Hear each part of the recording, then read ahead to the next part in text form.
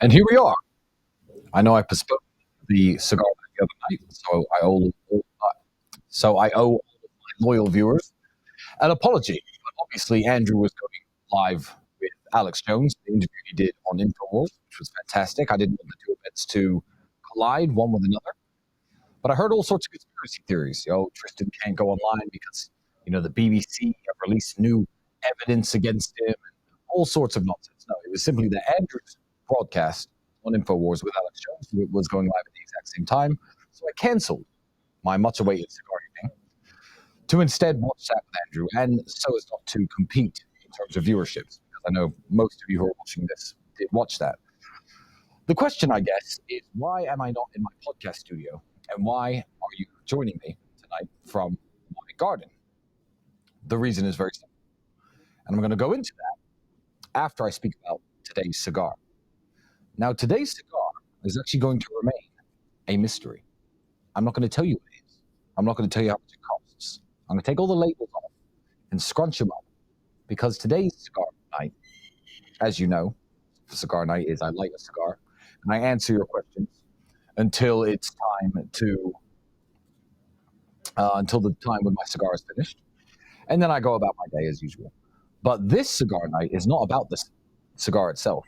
It is about the lighter that I'm going to light it with. So, bad mic, people complaining about the sound. People complaining about the sound. Hopefully it should be fixed. People are complaining about the sound. Hopefully it should be fixed. Okay, should be fixed. And once you can hear me slightly better, I'm going to keep talking. And once you guys can hear me okay, then what I'm going to do is I'm going to continue, and I'm going to start actually again from the beginning. So I have friends saying it's not fixed, people saying it's cutting out, people saying nope, people saying the mic is not on. Still bad, not fixed.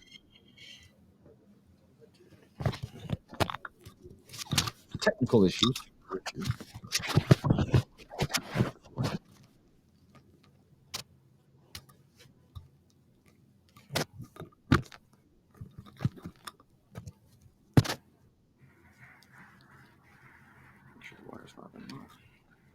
Does that make a difference?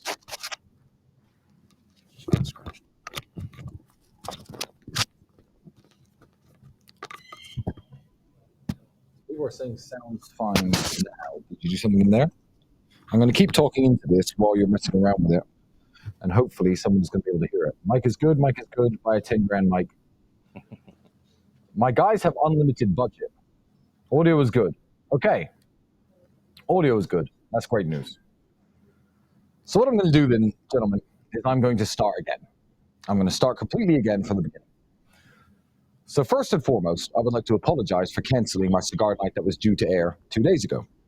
The reason I canceled that, because there were lots of conspiracy theories on Twitter. Why did he cancel his cigar night? Did something go wrong? Is something going wrong in Tristan's life?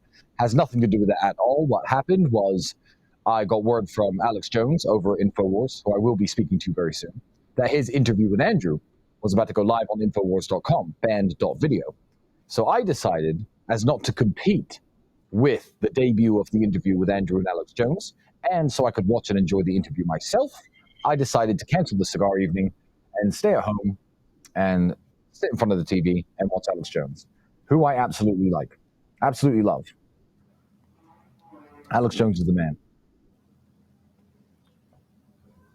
Everyone's spamming broken mic, but people are also replying to the things that I had to say. So I'm going to take the mic out of my pocket, because when it was out of my pocket, people didn't complain so much.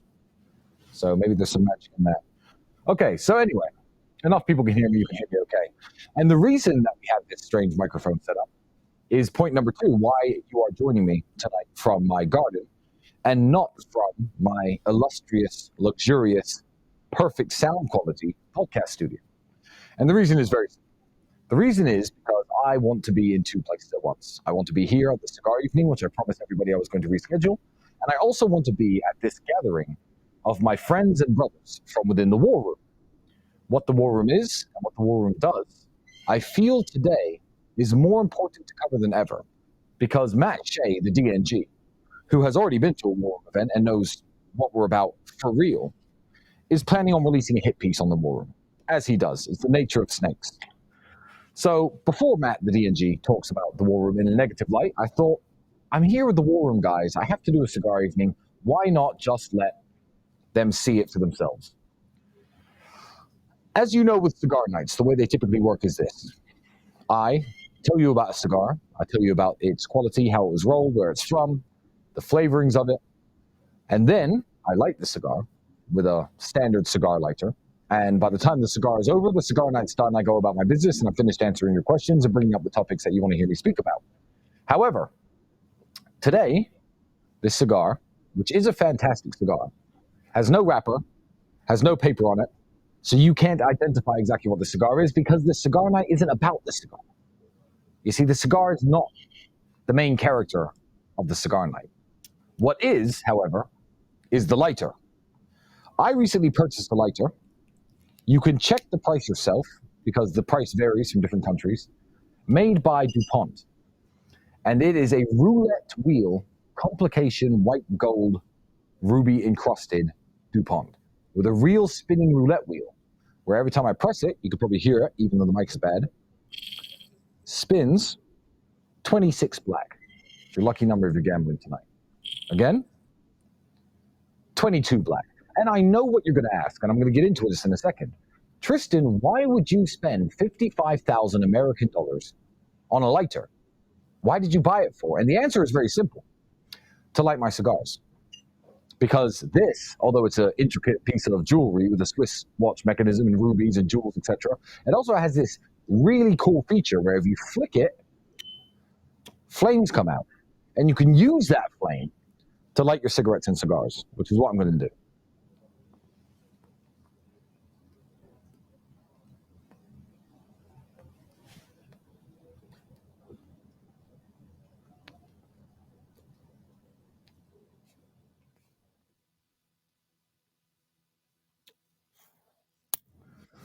What an incredible invention. It's certainly worth $55,000. I mean, if you were to offer a caveman this level of technology, roulette wheel, the caveman would know how to gamble. Gambling is haram, don't gamble. But the technology to make fire from your bare hands, the caveman would think it was worth $55,000 or whatever the equivalent currency was at that time. But today, everybody thinks, oh no, you can get plastic lighters. You don't need a $55,000 cigar lighter, but they're wrong. Which brings me on to my first topic of today's cigar evening, which is rich people making stupid and gratuitous purchases. Because many people, since I've purchased that lighter, I've showed it to them, have said either, wow, what a work of art. That's a piece of jewelry in your hand. It's absolutely amazing. What an accessory to go with your fine Cuban cigars. But a few people have said, what a waste of money. You should not have wasted 55,000 American dollars on a lighter. Here's why they're wrong. I'm going to tell you a little story about when I was younger. I used to work as a security guard in a nightclub.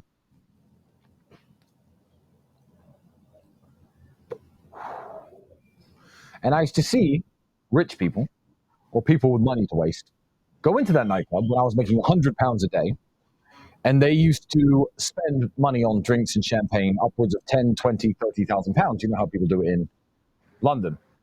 I'm still having microphone complaints, Bailey.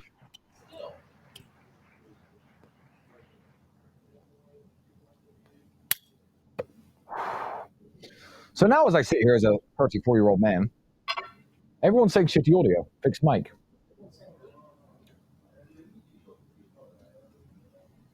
Mic's okay, roll with it. Some people are saying it's okay. Look, guys, the sound isn't as good, but I'm outside for a reason. Sound is muffled, allegedly.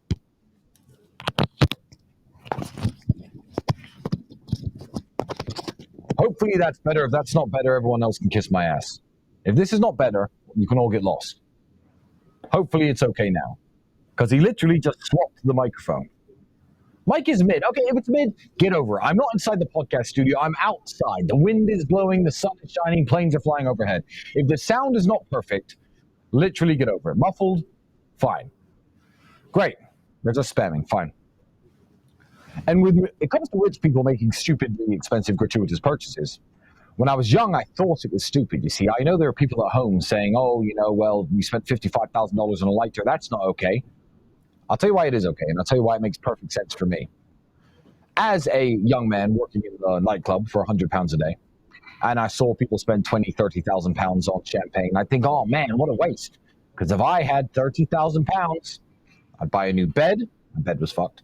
Oh, I'd upgrade my car. I'd buy some nice clothes. I'd go on a nice vacation. These people are stupid. Really, I was stupid. And the reason I was stupid is because I should have realized that by the time a man has the money where he could spend 30,000 pounds on drinks on a Friday, that his bed isn't broken, his car is perfectly fine, top of the range, he has a nice house, he can go on vacation whenever he likes. So I know that people are going to say that this lighter is a waste, but it's a thing of beauty, it's a work of art, and I like it. And $55,000 to me is not what $55,000 is to most people. And if I like this lighter and I want to light my cigarettes and my cigars with it, then why shouldn't I have it? Because it doesn't make much of a difference to me. If I were to spend $50 on a lighter, back when I was broke, people wouldn't think that was necessarily that stupid, but I only used to make about $50 a day working in my fast food jobs, for example. I make more than $55,000 a day. This is less than a day's work. It's fine.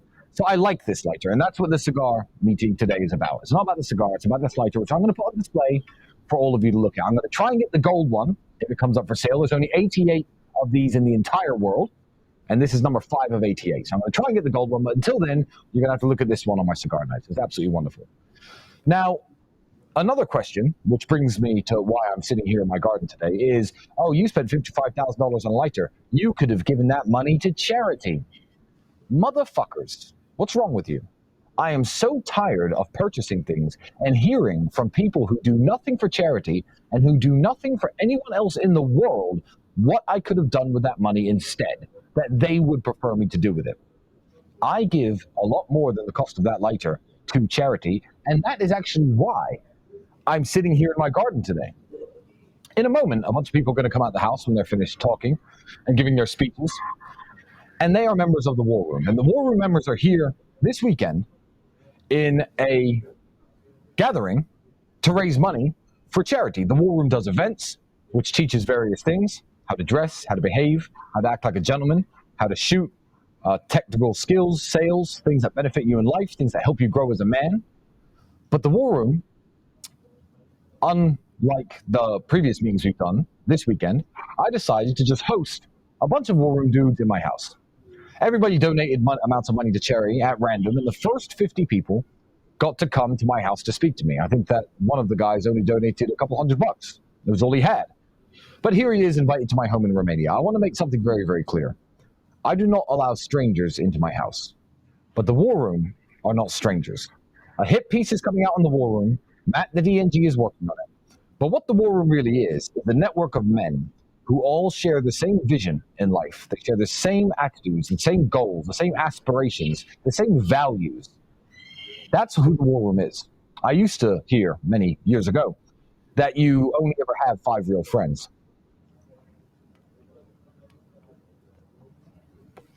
And I believed it.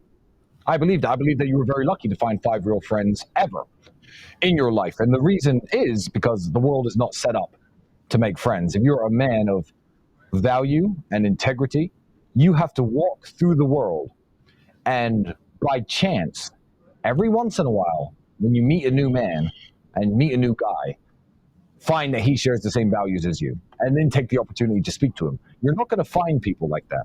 So I had very few friends most of my life, and a lot of you will probably find yourself with fewer than 5 real friends right now where you are. I have more than 100 friends. 100 men I could trust with my daughter, with my money, with business. I could let them borrow my cars. That's because these men I met from within the War Room. People ask me questions like, how did you and Justin Waller meet? Everyone loves Justin Waller. He's becoming more prominent on the internet. He's a big voice. And everyone's like, oh, you're friends with Justin Waller. Where did you meet him? Justin Waller joined the War Room, and now he is one of my best friends. And I have many friends, some I can name, some I cannot, who I've made friends because they've joined this organization. So the War Room is absolutely wonderful. Male relationships, platonic male friendships, are something that's lacking in this world today. It's something that the Matrix and the mass media try to belittle. They try to say isn't important. They try to make it gay, but it's not. Male companionship and male friendship is one of the most important things in any man's life. And if you lack it, you're not going to have a very happy, and fulfilled life. You can have all the women in the world. If you haven't got a friend or brother who's got your back when times get hard, you're going to struggle. So that's what the War Room really is and what the War Room is really about. So they are all here because they donated money to Tate Pledge. I would like you all to go to tatepledge.com because I'm not Mr. Producer. I don't have the ability to spam a bunch of videos here, but I'm sure we will in the next emergency meeting. But we've been doing some amazing work in Syria, some amazing work in Palestine, and the way that Tate Pledge works is very simple. It's not a charity that tries to make money because we have no CEO, we have no HR, we don't film TV commercials.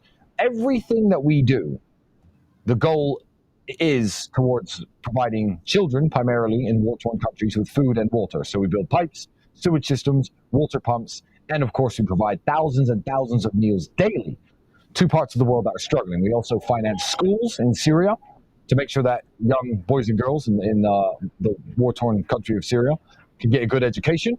And the good thing about Tate Pledge is, because I'm so fucking rich, when these gentlemen who are here at my house donate money to Tate Pledge, all of the money, all of it, goes to the people on the ground.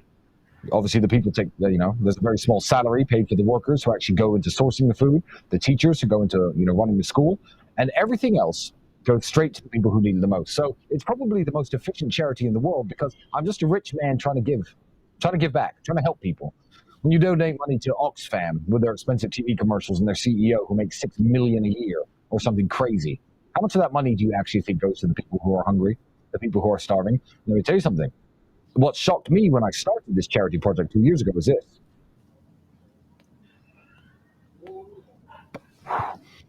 I can't believe how cheap things are in the third world. We're sometimes providing meals, big meals that fill people's stomachs for 40 cents, 30 cents. Sometimes they're $1, sometimes they're $2. But when I think of all the billions with a B, donated to charity since the 1960s and 70s, since Live Aid was a big thing, I think, what the fuck have these charities actually been doing? Because if you give me access to the kind of money that these charities have, no one in the world and no child would ever be hungry ever fucking again. I'm doing my part. It's not perfect, but I'm doing my absolute best. And I'm telling you that things in the third world are exceptionally cheap, and you could do a lot with a little. If you are not selfish, if you're not in it for profit, like me and my brother are. So, all the gentlemen who are about to come out here and start smoking cigars and having drinks and eating great food have raised over $200,000 in one weekend, and all of that goes directly to the Tate Pledge, and that's why you're joining me in my car. So I've had a few topics that I wanted to talk about today, because I get asked a few questions, and there were some that were very, very interesting for the last cigar night that actually didn't take place. So I've covered why I'm here. I've covered why I'm outside. But we're going to get into the meat of the cigar night. Now, everyone obviously watched me trounce Andrew in a race on the streets. If you haven't seen it, go to rumble.com/TateConfidential. Me and Andrew engaged in a race where he took his $660,000 McLaren 765 LT. There's only about 800 of those in the world. The Romanian authorities, CIGAR, have one of mine. I'm going to talk about them at the end of this podcast. And I was driving, of course, my 1979 Lada 1500, and I won the race. How did I win the race? Everyone asks me, Tristan, why do you drive that Lada around? I think some of you get it. If you're from Eastern Europe, if you're from Romania, Russia, Ukraine, Moldova, Belarus, you understand the comedic value of driving a Lada around. But a lot of people in the world don't get it. So why do I drive a 1979 era communist Soviet Union built piece of shit car? I'm going to tell you why I do it. One, because I have every other car in the world, and I think it's special. And I'm going to tell you the reasons why it is special. Here's what you have to understand about business. Business works because of competition. That's the way the economy works in capitalism. This cigar, bad example. You'll laugh at me if you know why. This laptop is made by Apple. Apple is a company in California. Other companies make laptops. They all make their laptops, and they try to make them cheaper and better and more efficient and faster with better features than other laptops at a lower price point. And the people who nail the quality for price point mark tend to win in competition. So my Lada was not built in a state of competition. Ford, Hyundai, Honda, BMW, Audi, Today in the car market, they're all competing one against each other. McLaren, they want to make a car that's faster, better, the best features, at the lowest possible price point so people can actually afford to buy it. And the companies that are the most successful at this stay in business, sell the most cars, and become the most popular. Where the Lada was built at a very different time. And this is why communism doesn't work. It was built in the Soviet Union. And the Soviet Union worked something like this. Okay, I'm the government who owns everything. There's no private companies. There's no private industry. I am the government. Our people need cars to drive. Propose to me some designs. Well, comrade, this is called a Lada. I can build these at the factory that's owned by the government, and it drives and it moves. Okay, good. That's a car. Make Ladas. The people in Russia drive Ladas. No choice, no competition, no foreign imports. That's the way it works. So it's actually a time capsule. I'm sitting next to it right here. It's right here in front of me. It's actually a time capsule to a completely different time in human history and civilization, which I don't think we're ever going to see ever again unless North Korea start producing motor vehicles, which they probably won't. So I like the Lada. I think it's very special. I think it's very unique, and that is the reason I drive it. I also drive it because I like it, and if you don't like it, then you can fuck off. But that brings me into competition, because competition is super important. And that is another aspect of the war room that people don't understand. Men need other men to compete against. The reason Ferraris and McLarens and Aston Martins are so fantastic is because these three companies are competing one against the other to provide the best, fastest possible car, the best product. You yourself need something to measure yourself against and somebody to compete against to become the best version of yourself. I will tell you right now, as rich as I am currently not the richest man in my house. There is a man here who is richer than me. He is a member of the war room. That makes me strive and want to be more successful. Yesterday, everybody here was doing some boxing. Of course, when Matt Shea partook in war room boxing, he was, oh no, he punched me in the face. This is assault. Why does he want to do this? We compete in boxing because the ability to be violent and to protect your friends and your family and your loved one and your possessions is integral to being a man. And some people did much better because some are experienced boxers and experienced fighters, and some are not.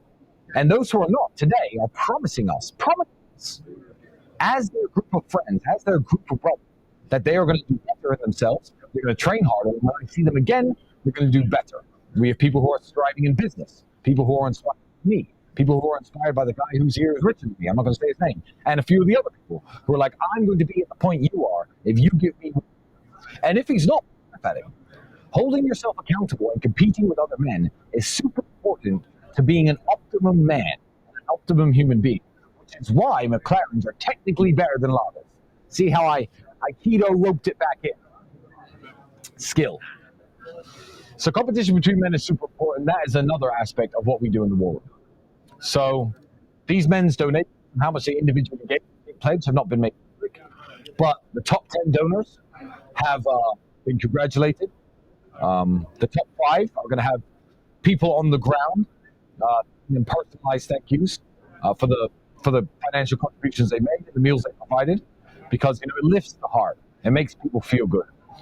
So, and the other people in the room are thinking, okay, well, I came here, I didn't donate that much money, but next time we run a fundraiser like this, we can expect to raise $250,000. $250,000 in a weekend to feed starving children. But that's not what people want to say about me, is it? That's not what the media want to say about me. So I'm going to talk about the main topic of today's cigar night, because I'm only going to be online for about 35, 40 minutes. It's not going to be as long as many of my others. I'm going to get to your super chats at the end. The big bombshell has dropped, ladies and gentlemen. If you trust the BBC, I'm going to tell you they actually got something right. The BBC got access to the case file, the indictment that was submitted to judges to say these men are human traffickers and these men are guilty. Now, this is a bombshell, ladies and gentlemen, and the BBC actually reported factually. So you would think, after 1.5 years of investigating me, after spying on me and following me for 6 months, after locking me in a prison cell for 3 months, after going through every electronic device I have ever owned, after searching every property that I have ever had, after talking to every girl who I have ever made love with, they have completed this indictment to show the judge that I'm a human trafficker, and the BBC have got their hands on it. And the BBC are leaking information from the file. So given the millions of dollars spent, millions spent trying to prove I'm something I'm not, given the massive amounts of human resources used to try to prove that I'm a human trafficker, the indictment says, the bombshell, the worst thing the BBC could possibly find, because believe me, they want to find the worst thing, is that I once referred to my girlfriend as a slave. Think about that. BBC, if you're listening, that isn't the bombshell that you think it is. If I were a left-wing political pundit and a social justice warrior and somebody who used virtue signaling like you all do when you cover up pedophiles and sex offenders like Hugh Edwards, if I were like you and you found a message of me saying to my ex-girlfriend, "You're my slave," you could probably leak that and get me fired from a job at the BBC. But let me tell you something. I did write that. All of my WhatsApp conversations for my last 4 years were read in fine detail by the authorities to try to prove that I'm a human trafficker, okay? I did in fact write that my ex-girlfriend was my slave. Now, here's the important takeaways from that. Can you imagine what should be in this case file? If I am the man they say I am, there should be chains, dungeons, handcuffs, urine-stained mattresses, messages saying, "Bitch, get back out on the street," me selling people, transactions, "I'll meet you here, I have 3 girls for sale," proof anyone traveled anywhere, me physically moving people from one place to another. That's what human trafficking is. Why, if the BBC got their hands on the indictment, do they print a story that says, "I called my ex-girlfriend a slave"? Because, ladies and gentlemen, this is the great bombshell. The BBC lined this up for me. That is as bad as the evidence against me gets, which is insane.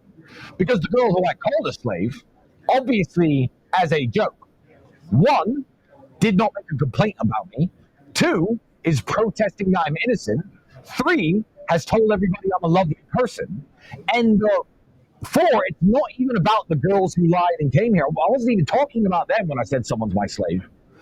So you have to ask yourself a question. Does me once saying on WhatsApp, "Oh, don't worry, she'll clean the house, she's my slave," does that merit locking me, my brother, and my friends up in a fucking prison for 3 months, subjecting us and our families to the worst forms of physical and psychological torture, locking us in our houses? I haven't been free since December 2022. I'm still not free now. If I leave the city limits of Bucharest, I will be arrested and thrown back in jail because I once said a girl is my slave.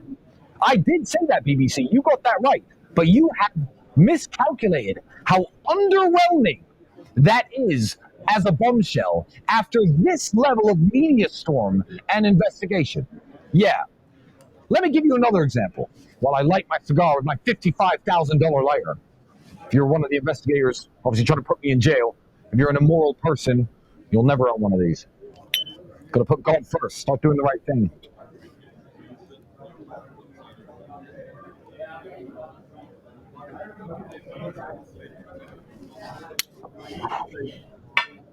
I had a conversation 1 week ago with the mother of my daughter. She sent me an image of my daughter drawing with crayons on the walls of the house. And I said, "Ha, I'll kill her when I get home." Now, I did say that. Cut it up, take it out of context as much as you like, spread it around the world. Because I said that, would you think it was prudent to spend millions of dollars investigating me for potentially being a homicidal child murderer? Would you think it prudent to take me and my brother and my friends and lock us in prison for month after month after month while you investigated the possibility that we run an organized criminal group that conspires to kill children? when no children are harmed, no children are murdered, no crime has ever taken place, but I did say in a message, I'll kill her when I get home. That is exactly the same as what has happened to me, ladies and gentlemen, because the core of the evidence, the piece of evidence that makes me look the worst, is me saying, ha ha, this girl's my slave. She'll clean the house. She's my slave. Does that mean I enslave people? I am a half-black man. I am a descendant of African-American slaves. Does me making a joke that my ex-girlfriend was my slave mean that I'm in fact a slave owner? You can make up your own minds, ladies and gentlemen. I encourage all of the affiliates and TikTokers out there to cut this argument up and put it out there, because this is the bombshell that the BBC have dropped. I'm going to give you another example of evidence leaked from the case file that's in the news I would like to address. One girl who is friends with another girl. We've all seen, I'm not allowed to talk to these people, and I do not talk to these people. I want to make that perfectly clear. We've all seen the girls online saying, I'm a victim in this case file. I've told the police to take me out. I'm not a victim. This is my friendship group. They're all my friends. No one's human trafficked. Drop the investigation. This is bullshit. Everyone's seen those girls. These are girls in the case file, listed as victims. Everyone's seen them protest my innocence online probably 20, 30 times. They keep doing it. I'm not telling them to. I have no communication with them. But because they care about us and they care about Georgiana, Luana, and the other girls involved in the case, they are actively fighting to get their names removed as victims from the case file. Now, bombshell from the case file. Ready? Strap yourselves into your seats, ladies and gentlemen, because this indictment was built and put together to prove I'm a human trafficker. Bombshell from the case file. All of these girls, the girls who were locked up, the girls who were said to be victims but they're not, mess around on TikTok, as everyone does. I'm banned from TikTok. I don't have TikTok. Half the people here probably have TikTok.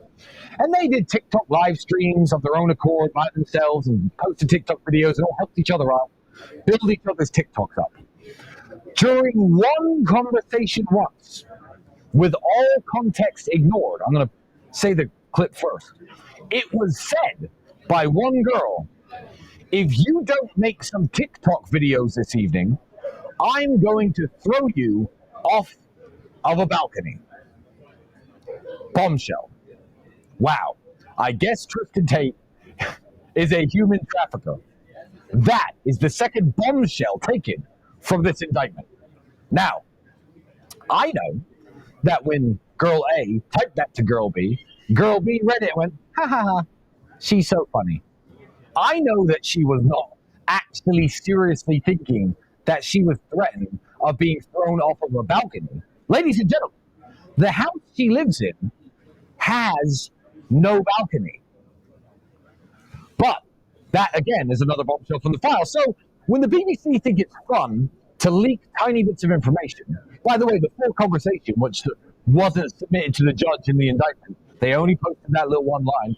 Full conversation was, hey, babe, how you doing? Oh, I'm good, babe. How are you doing? I'm fine. I was making TikTok videos today. Yeah, 6 o'clock is the best time to post. Oh, I didn't make any TikTok videos today. Oh, well, haha, you're lazy. If you don't make any, I'll throw you off the balcony. That was the full conversation, by the way, which is in the case files, but not in the indictment, because obviously they're trying to make me look guilty.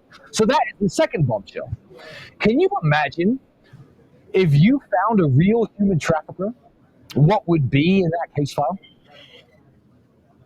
Can you imagine? Think about it. Someone who kidnaps, sells, and traffics women.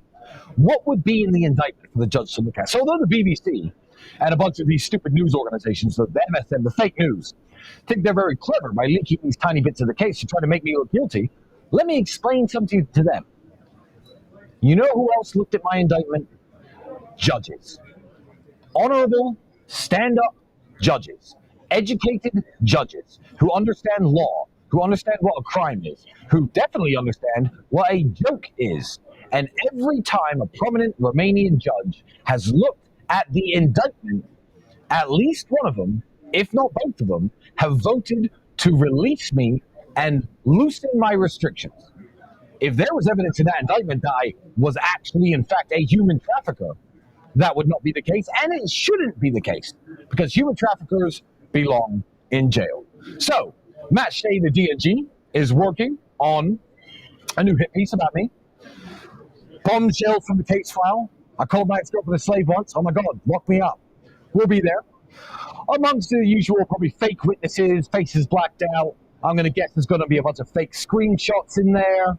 And yeah, good luck, Matt. But you're a loser and no one cares what you think. Now, I've got one question that I actually want to answer before I go back to talking about what's going on here in my house tonight. Because this I thought was a very interesting one. I have a social media platform. I'm not banned everywhere. I am allowed on X, formerly Twitter. And I was having a very interesting conversation with somebody, and people keep asking me about what I think about X and the future of X and how I think the free speech movement is going and how Elon is spearheading it by taking over this company.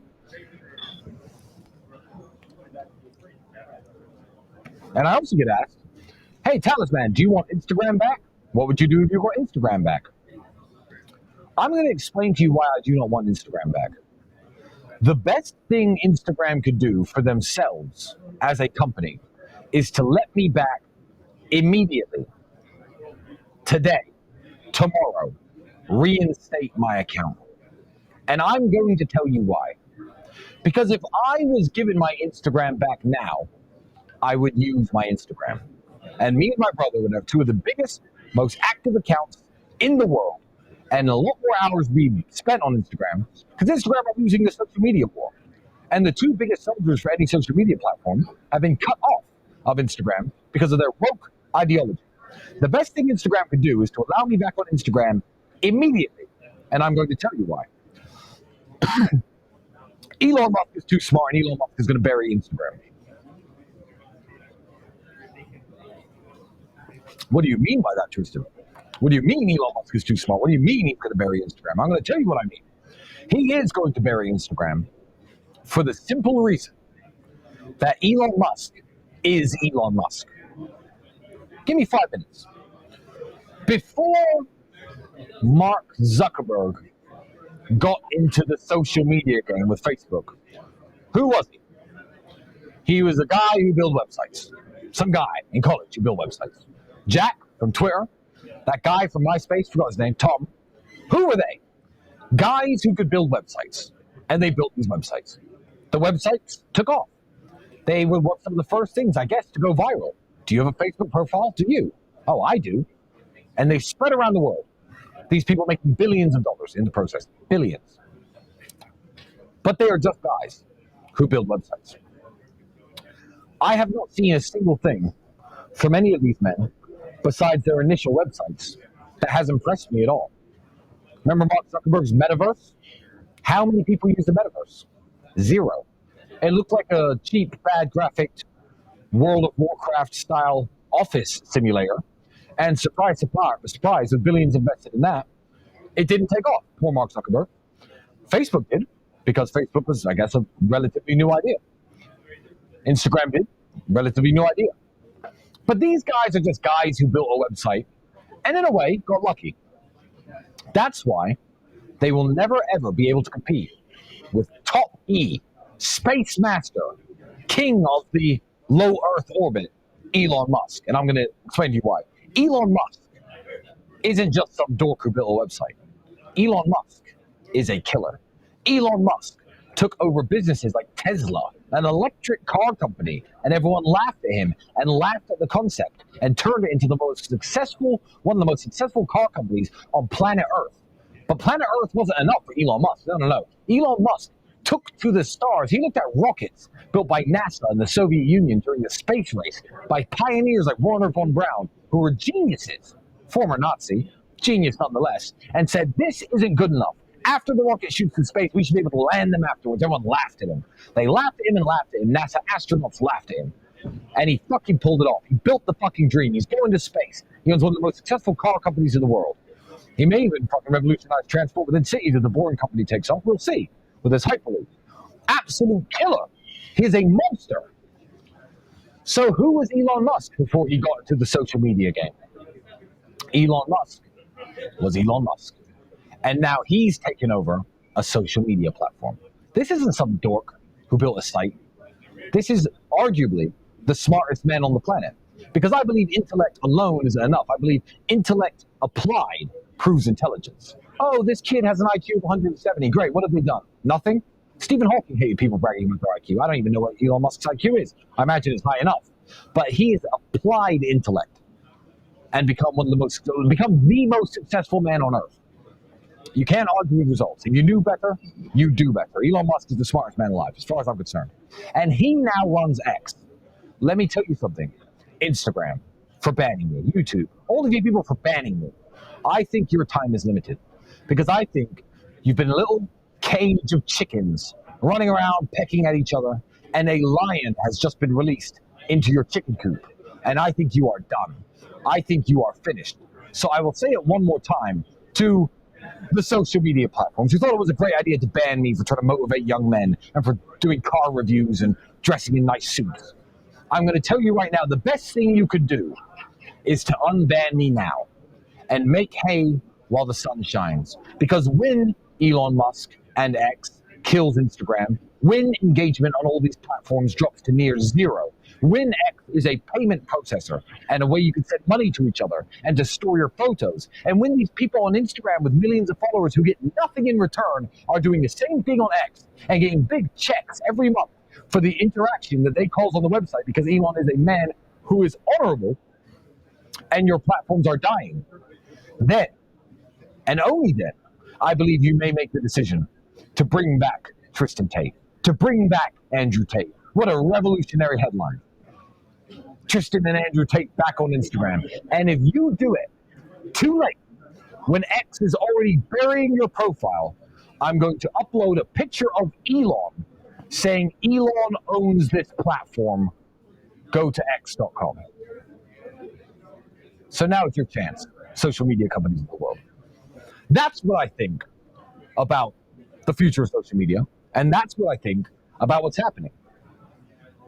That was one of the main questions I wanted to answer tonight.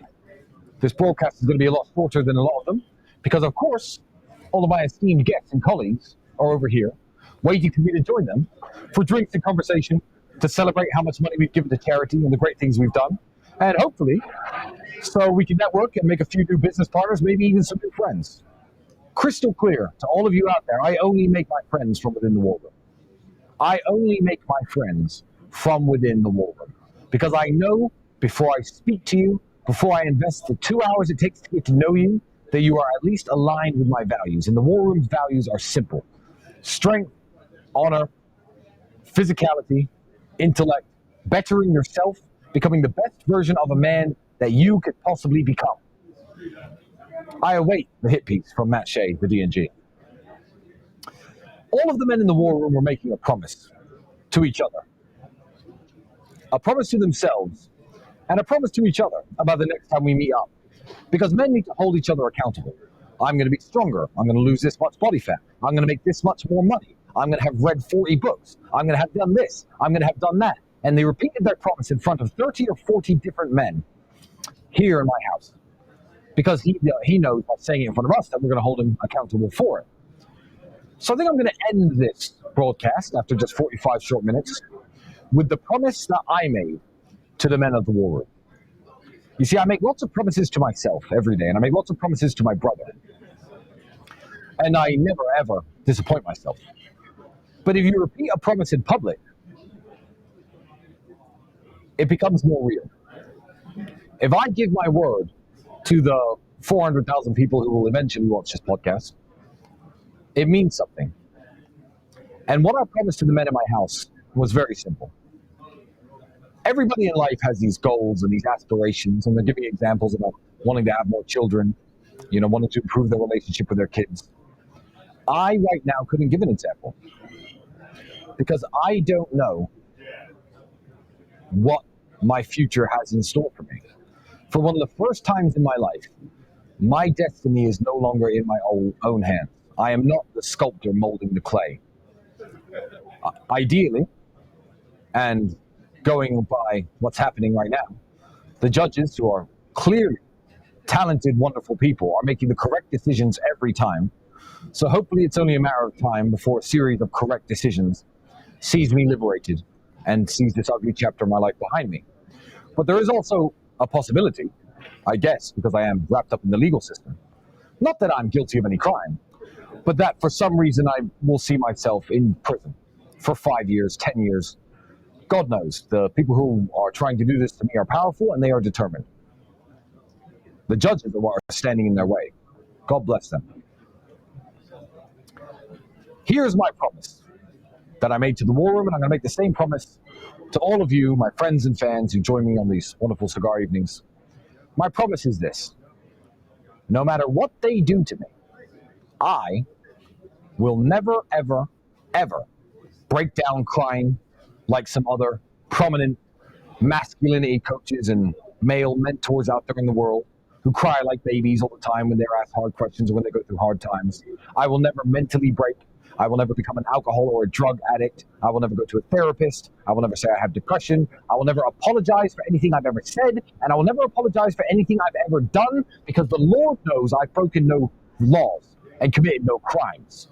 I will never apologize for being who I am. I find it very strange that when somebody has a sexual deviation, or they say that they're transgender, they can say, I was born this way, and they instantly get let off the hook for anything wrong they do. I have done nothing wrong. But this is a quote from Ice Cube, actually, in his interview with Tucker Carlson. He said, you know what, I was born this way too.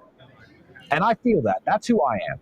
I am Tristan Tate. I will never break down. I will never falter. I will never apologize. I will never stop talking to you. I will never go offline. I will never stop streaming on Rumble. I will never stop posting my opinions on X. I'm going to continue to talk and continue to be me, and I will never, ever, ever let them mentally break me or let them mentally upset me. To the people who are trying to do this to me, you will never, ever, ever get to me. I will go to jail for the rest of my life with my chin held high and a smile on my face, because I know I'm innocent. Most of the world knows I'm innocent, and I know who I am. So that's my promise to the world. You can always count on me. And for all of you out there who send me nice messages all the time saying, I look up to you like a bigger brother, I look up to you like a father, for some of the younger guys, I'm always going to be here for you. They're going to have to kill me to stop me. Good night.